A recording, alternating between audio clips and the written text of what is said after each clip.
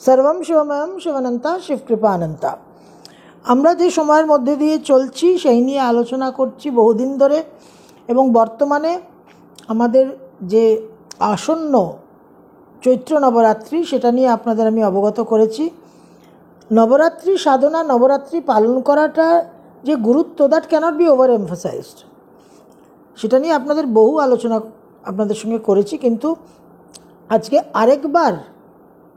আরও একবার আমরা একটু আমাদের সিস্টেমকে একটু রিবুট করি, কারণ এই বছর নবরাত্রি, শিবরাত্রি, বিভিন্ন তিথির যে ঊর্জা সেটাকে অ্যাক্সেস করাটা এক্সট্রিমলি ইম্পর্ট্যান্ট এবং নন নেগোশিয়েবল, একেবারে আবশ্যক, অতি আবশ্যক এবং অপরিহার্য। তো বিশেষ করে এই মীন রাশি নিয়ে তো আমি আপনাদের সঙ্গে একাধিক ভিডিওতে আলোচনা করছি।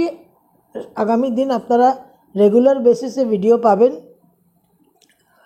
তো কি হতে চলেছে রাশিফলটা আপনারা বহু ভিডিওতে পাবেন। স্যাটার্ন ট্রানজিট করছে মীন রাশিতে, রাহু কেতুর ট্রানজিট হবে। রাহুর পূর্ব ভাদ্রপদ নক্ষত্র নিয়ে আমি আপনাদের সঙ্গে আলোচনা করেছি। কিন্তু বিষয়টা হচ্ছে আমাদের যে অ্যাটিটিউডটা এবং যে স্ট্যান্ড পয়েন্টটা সেটাকে একটু চেঞ্জ করতে হবে। সেটা নিয়ে আমরা আলোচনা করছি যে আলটিমেট যে জিনিসটা করলে, আলটিমেটলি যে অ্যাকশনটা নিলে আমরা সত্যি উপকৃত হব, সেই দিকে আমাদের পথ চলাকে ঘোরাতে হবে। তো আমাদের মানসিকতার মধ্যে যেটা আমরা আলোচনা করেছি যে ইগনোরেন্স, অজ্ঞানতা এবং অহংকার, এই দুটো বিষয়ের প্রতীক হচ্ছে দৈত্য আপস্মার। যে দৈত্য আপস্মারকে দেবাদিদেব মহাদেব তার যে আকাশ তত্ত্বের যে সঙ্গে সংযুক্ত যে পঞ্চভূত লিঙ্গম স্থলম আছে চিদম্বরম, সেই নটরাজ রূপে আপস্মার দৈত্যকে দেখা যায়। এই আপস্মার দৈত্য আমাদের অহংকার এবং অজ্ঞানতার প্রতীক। এবং এই অজ্ঞানতা আর অহংকার অবস্থান কোথায় করে থাকে, তার রেসিডেন্সটা কি? রেসিডেন্স হচ্ছে ইন্টালেক্ট, বুদ্ধি। বুদ্ধির মধ্যেই অহংকার বিরাজ করছে। যদিও আমরা টেকনিক্যালি বুদ্ধি অহংকারকে আলাদা বলছি, কিন্তু আমাদের যে থিঙ্কিং পাওয়ার, যে থট প্রসেস, তার মধ্যেই আমাদের অহংকার এবং অজ্ঞানতা তো বুদ্ধির মধ্যে পরিপূর্ণ। তো ওই চৈতন্য স্তর থেকে প্রথম যে আকাশতত্ত্বের যে মডিফিকেশনটা হলো, সেখানে যে খুব একেবারে সূক্ষ্ম পার্থক্য, ফাইন লাইন অফ ডিফারেন্স, সেরকম বুদ্ধি আর অহংকারেরও কিন্তু খুব ফাইন লাইন অফ ডিফারেন্স। তো আমাদের বুদ্ধির মধ্যে যে অহংকার আর যে অজ্ঞানতা, সেই অজ্ঞানতা অহংকারকে পরিবর্তন করা, রিমুভ করা, একটা শোধন, একটা উন্নত করা, একটা পবিত্র করা, পিউরিফিকেশন, বারবার পিউরিফিকেশনের কথা বলা হচ্ছে, এবং দিব্য করা, ডিভিনাইজিং দ্য ইন্টালেক্ট। সোজা কথা, পতঞ্জলির যোগসূত্রতে বলাই হচ্ছে চিত্তবৃত্তি নিরোধা। এবার এই পিউরিফিকেশন, এই ডিভিনাইজিং, এই কথাগুলো বললেই মানুষের অহংকারে গিয়ে হিট করে। হ্যাঁ, আমি কি তাহলে ইম্পিওর? আমি কি তাহলে অশুদ্ধ? আমি কি তাহলে খুব খারাপ? এই যে থিঙ্কিংটা, এইটাই হচ্ছে অজ্ঞানতা। এই থিঙ্কিংটা থেকে আমাদের বেরোতে হবে। পিউরিফিকেশন আর ইম্পিউরিটি, এই শব্দগুলোকে বুঝতে হবে। ইম্পিওর মাইন্ড মানে কি? What is the impurity of the mind? মন মলিন, কলুষিত এবং অশুদ্ধ কেন? কারণ মন সারাক্ষণ মাঙ্কি মাইন্ডের মতো ঘুরে বেড়াচ্ছে। মনকে কন্ট্রোল করা যায় না। মনের যে বিচরণটা, বিক্ষেপের কারণে মনের যে বিচরণ, north node of the moon Rahu, তার কারণে মনের যে বিচরণটা, সেটাই হচ্ছে মনের ইম্পিউরিটি, চিত্তবৃত্তি নিরোধা। এই ইম্পিউরিটিটাকে মেনলি পিউরিফাই করতে হবে, অর্থাৎ মনকে, ইন্দ্রিয়কে প্রত্যাহার করতে হবে, কালেক্ট করতে হবে, কন্ট্রোল করতে হবে। এবং এই ইন্টেলেক্ট, বুদ্ধি, তাকে শোধন করা, তাকে উন্নত করা, তাকে দিব্য করা, এবং সেটা করার জন্য, for the purpose of divinising the intellect, আমাদের যে পঞ্চতত্ত্ব আছে, 5 এলিমেন্টস, আকাশ, অগ্নিতত্ত্ব, বায়ুতত্ত্ব, পৃথ্বীতত্ত্ব, জলতত্ত্ব, 5 এলিমেন্টস আমাদের যে ইথার, এয়ার, ফায়ার, আর্থ, ওয়াটার, এই 5টা যে তত্ত্ব, পঞ্চভূতম, তাদের যে আধার, পঞ্চতত্ত্বের যে আধার তন্মাত্রা, এই তন্মাত্রা হচ্ছে বিল্ডিং ব্লকস। পঞ্চতত্ত্বের আধার বিল্ডিং ব্লকস হচ্ছে তন্মাত্রা। তন্মাত্রা কি না, শব্দ থেকে আমরা আকাশ তত্ত্ব পাই, শব্দ তন্মাত্রা। স্পর্শ তন্মাত্রা থেকে আমরা বায়ু তত্ত্ব পাই। রূপ তন্মাত্রা থেকে আমরা অগ্নি তন্মাত্রা পাই। রস তন্মাত্রা থেকে আমরা ওয়াটার, জল তত্ত্ব পাই। এবং গন্ধ তন্মাত্রা থেকে আমরা পৃথ্বী তত্ত্ব পাই। তো আমাদের বিল্ডিং ব্লক, বেস, আধারকে ডিভিনাইজ করতে হবে, পবিত্র করতে হবে। তো এই ইমব্যালেন্স যেটা ক্রিয়েটেড হয়, কারণ আমাদের মন সারাক্ষণ বিচরণ করছে বিক্ষিপ্ত হয়ে রাহুর কারণে, সেখান থেকে আমাদের সমস্ত এলিমেন্টসগুলো ইমব্যালেন্স হচ্ছে। কারুর যদি চোখের দৃষ্টি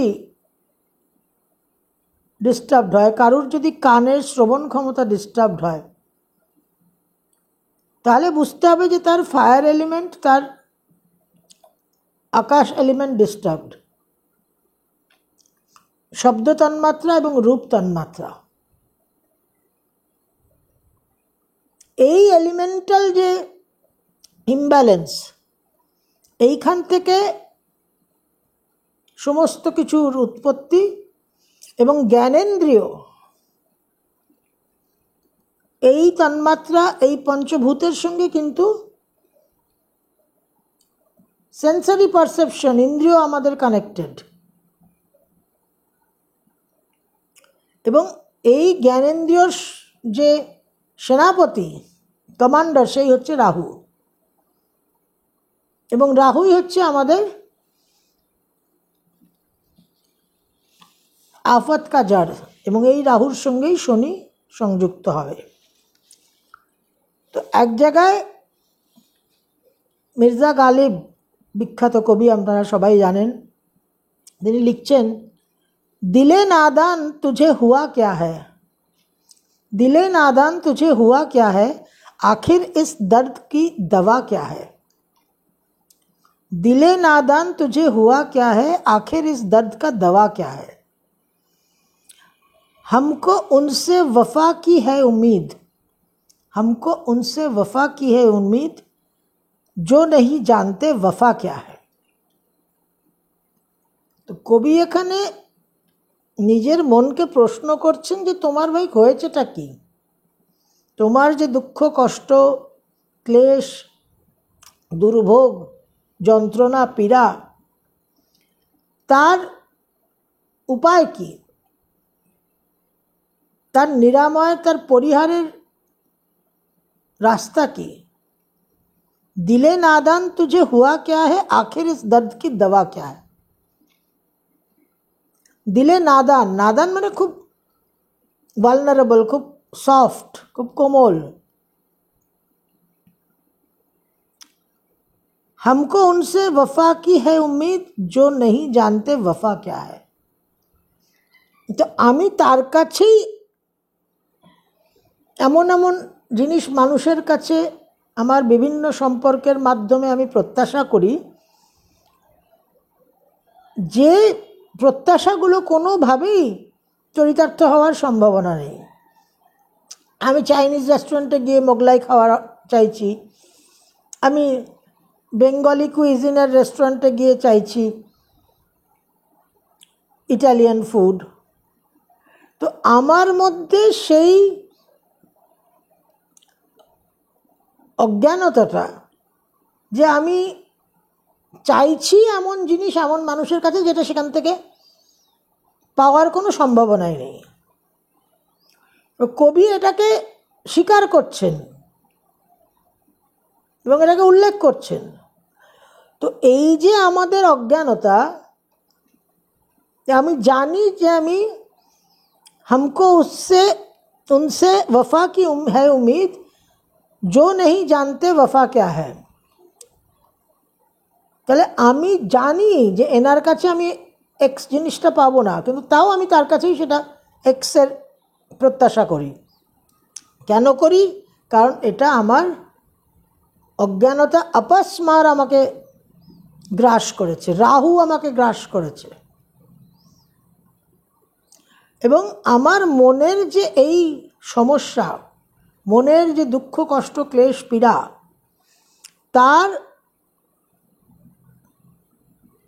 পরিহার পদ্ধতি কি, তার উপায় কি এবং সেখান থেকে মুক্তি কি, आखिर इस दर्द का दवा क्या है। तो এই आखिर इस दर्द का যে दवा, এই দর্দটা কেন হয়? কারণ আমাদের অজ্ঞানতা, যে অজ্ঞানতার কারণে আমরা ভুল জায়গায়, সর্বত্রই ভুল জায়গায় ভুল প্রত্যাশা করি। এটা নিয়ে পরবর্তীকালে আপনাদের বৃহদারণ্যক উপনিষদে মহর্ষি যাজ্ঞবল্ক্য আর ব্রহ্মবাদিনী মৈত্রেয়ীর সংবাদের আলোচনা করব একটা ভিডিওতে, দেখে নেবেন। এখানে এটা এই বিষয়টা আরও হাইলাইট, আরও ইলাবোরেটলি ডিসকাসড হবে। তো এই অজ্ঞানতা আর এই অহংকার, এই অজ্ঞানতা আর এই অহংকারকে দূর করার বিশেষ বিশেষ সময়, উইন্ডোজ আমাদের প্রকৃতি দিয়ে থাকে প্রতি বছর। তার মধ্যে একটি শিবরাত্রি, দুটো মেন প্রধান নবরাত্রি, দুটো গুপ্ত নবরাত্রি, তাছাড়া বিভিন্ন তিথি, 4টে রাত্রির কথা আমরা উল্লেখই করেছি। শিবরাত্রি, মহারাত্রি, দোলযাত্রা যেটা আমরা খুব রিসেন্ট আলোচনা করেছি, ক্রূররাত্রি, জন্মাষ্টমী মোহরাত্রি, আর দীপাবলি কালরাত্রি। এই রকম বিভিন্ন সময় বিভিন্ন গুরুত্বপূর্ণ তিথিকে আমরা কাজে লাগাতে পারি আমাদের একটা মূল আধারে, মূল পরিবর্তনের জন্য। এখানে বেদের 4টি মহাবাক্য আছে, হয়তো আপনারা সকলেই জানেন। আরেকবার আমাদেরই কল্যাণের জন্য একটু আলোচনা করছি। ঋগ্বেদের ঐত্রেয় উপনিষদের অন্তর্গত, ঋগ্বেদের ঐত্রেয় উপনিষদের অন্তর্গত যে মহাবাক্য, সেই মহাবাক্যতে বলা হচ্ছে প্রজ্ঞানম ব্রহ্ম, অর্থাৎ জ্ঞান, ইন্টেলিজেন্স, এটাই হচ্ছে ব্রহ্মের স্বরূপ। তারপর অথর্ববেদের অন্তর্গত মান্ডুক্য উপনিষদে বলা হচ্ছে অয়ম আত্মা ব্রহ্ম, অয়ম আত্মা ব্রহ্ম, অর্থাৎ আমার আত্মাই ব্রহ্মের প্রকাশ, জীবাত্মার মধ্যেই ব্রহ্মের প্রকাশ। তারপর সামবেদের অন্তর্গত ছান্দোগ্য উপনিষদে বলা হচ্ছে তত্ত্বম আসি, অর্থাৎ ইউ আর দ্যাট। অর্থাৎ জীব আর ব্রহ্ম মধ্যে কোনো পার্থক্য নেই, কিন্তু দ্বৈত ভাবটা আছে, they are separate but they are same. Finally যজুর্বেদের অন্তর্গত বৃহদারণ্যক উপনিষদে বলা হচ্ছে অহম ব্রহ্মাস্মি, a final realisation, I am the divine, আত্ম সাক্ষাৎকার যাকে বলে। তো এটা actually 4 stages of spiritual journey, যেখানে একটা সাধকের এক একটা স্তর, এক একটা মাইলস্টোন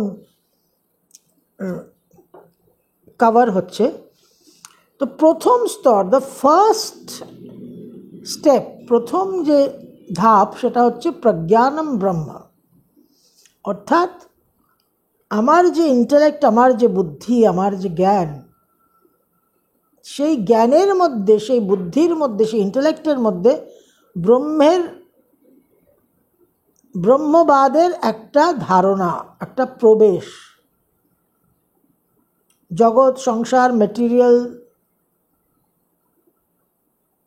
সমস্ত বিষয় এবং 4টে পুরুষার্থ, ধর্ম, অর্থ, কাম, মোক্ষের মধ্যে কাম এবং অর্থ পুরুষার্থে পরিপূর্ণ যে আমার ইন্টেলেক্ট, আমার বুদ্ধি, সেখানে ধর্ম পুরুষার্থ আর মোক্ষ পুরুষার্থের প্রবেশ। এই যে প্রজ্ঞানম ব্রহ্ম, এই হচ্ছে first stage of divinising the intellect. যে আমার বুদ্ধিকে আমি দিব্য করলাম, উন্নত করলাম, শোধন করলাম। আমার একটা উপলব্ধি হলো, একটা রিয়েলাইজেশন হলো যে আমার এই যে ইন্দ্রিয়, এই যে একটা ইন্দ্রিয়গ্রাহ্য জগৎ, যা কিছু সেন্সারি পারসেপশন দিয়ে পারসিভ করছি, তার বাইরেও আমার একটা রিয়ালিটি আছে, একটা এক্সিস্টেন্স আছে। অর্থাৎ রাহুর প্রভাবে যে আমি প্রভাবিত হয়ে চলি, আউটার বহির্মুখী যে আমার অস্তিত্ব, সেইখান থেকে একটা পরিবর্তন হয়ে, একটা ইউ টার্ন হয়ে কেতু জাগ্রত হচ্ছে আমার অস্তিত্বের মধ্যে, এবং আমি অন্তর্মুখী হচ্ছি। আউটওয়ার্ড জার্নি থেকে এবার আমার জার্নিটা ইনওয়ার্ড জার্নিতে পরিণত হচ্ছে। স্থূল জগৎ থেকে আমি এবার সূক্ষ্ম জগতে প্রবেশ করছি। এই যে প্রথম ধাপ, ডিভিনাইজিং দ্য ইন্টেলেক্ট, প্রজ্ঞানম ব্রহ্ম, এইটার জন্য এই তিথিগুলো মোক্ষম সময়, এবং দেওয়াই হয়েছে। এই জন্যই প্রকৃতির এই যে লীলা, যে মায়ার কারাগার থেকে যে আমাদের এস্কেপ করতে হবে, এবার এই বুধকে বৃহস্পতিতে পরিণত করা, আমি বহুবার আপনাদের কাছে উল্লেখ করেছি, that mercury must become Jupiter. এবং এই সমস্ত কিছুর একটা, আমরা পুরো সব কিছুকে পাচ্ছি এই মীন রাশির মধ্যে। বুধ নিচস্থ, বুধ বক্রী, বুধ রাহুযুক্ত, সব কিছু বৃহস্পতির মীন রাশিতে হচ্ছে। এবং বৃহস্পতি হচ্ছে আমাদের প্রজ্ঞার কারক গ্রহ, চন্দ্র হচ্ছে সেই অপস্মার, সেই অজ্ঞানতার কারণ, সেই অহংকারের কারণ, এবং শনি হচ্ছে সেই চিদম্বরমের যে নটরাজ রূপ, যে অপস্মারকে দমন করে রেখেছে। সাড়ে সময়, ঢাইয়ার সময় এবং ইন জেনারেল স্যাটার্নের শনির ভূমিকাই হচ্ছে নটরাজের ভূমিকা অপস্মারকে, মনকে, বিক্ষিপ্ত বিভ্রান্ত যে মন, তাকে দমন করা, তাকে সঠিক পথে চালনা করা। তো এই সময়টা এত গুরুত্বপূর্ণ এবং এই বছর চৈত্র নবরাত্রি, গুপ্ত নবরাত্রি, আশ্বিন নবরাত্রি সমস্তটা আমাদের 100% ইউটিলাইজ করতে হবে। এখন সব মানুষের সব রকম সুযোগ সুবিধে প্রাপ্ত থাকে না, অনেক রকম মানুষের অনেক সমস্যা থাকে, ট্যুরে যেতে হয়, জার্নি করতে হয়, যাত্রা করতে হয়, অনেক রকম সমস্যা থাকে, কিন্তু if there is a will there is a way. তো চেষ্টা করবেন এই সময়টাকে কাজে লাগানোর, এবং এই নবরাত্রিটা যেহেতু একটা ভীষণ ক্রিটিক্যাল টাইমের মধ্যে, যখন একদম সোলার এক্লিপসের এনার্জি একদম জাগ্রত, ভাইব্রেন্ট এবং বিং ক্যারিড ফরওয়ার্ড, মঙ্গল টর্চ বেরার হয়ে যাবে